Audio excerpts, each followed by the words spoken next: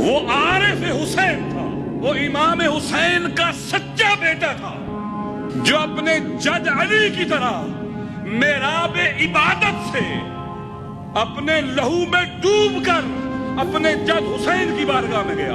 वो आरिफ हुसैन था। वो नजफ से करबला 80 किलोमीटर का रास्ता है। शबे जुमा को पैदल नजफ से करबला जाता था, और आम रास्तों से नहीं, बियाबान और जंगलों से गुजर के जाता था, गैर मारूफ रास्तों से जाता था।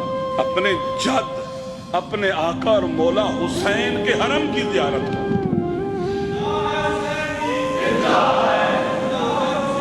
ऐसे नहीं, पूरी ताकत से।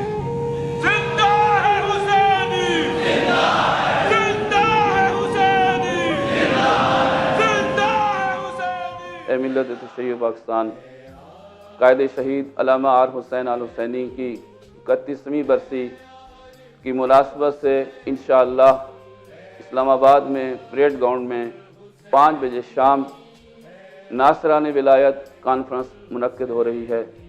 शहीद मज़लूम अल्लामा आर हुसैन अल हुसैनी वो शख्सियत हैं जिनको हज़रत इमाम ख़मैनी ने खुमैनी बुश्शिकन ने अपना फ़र्जंद करार दिया, और उनके अफ़कार को ज़िंदा रखने के लिए मिल्लत तशय्युअ को खुसूसी ताकीद फरमाई।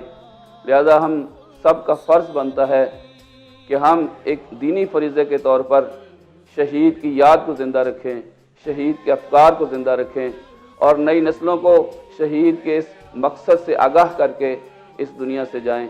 लिहाजा तमाम मिल्लत के एक एक फ़र्ज से उलमा, खुतबा, ज़ाकिरीन और तमाम मिल्लत के अफराद, मातमी अंजुमनें और इस तरह बानी हज़रात और तंजीमी अफराद और हर तरह की मिल्लत के दानिशमंद हज़रात का फ़र्ज़ बनता है कि वो इस बरसी में शिरकत भी करें और मिल्लत के दीगर अफराद को भी शिरकत के लिए दावत दें, ताकि हम शहीद के अफ़कार को भी ज़िंदा रखें, शहीद के मकसद को भी ज़िंदा रखें। शहीद अल्लामा आर हुसैन अल हुसैनी वो शख्सियत हैं कि जिन्होंने एक बिखरी हुई कौम को एक मुत्तहिद सीसा पिलाई हुई दीवार की तरह एक मुज्तमे और मुत्तहिद कौम हमारे सुपुर्द की, इंतशार की को इत्तेहाद में बदल दिया, बिखरी कौम को एक लड़ी में परो दिया।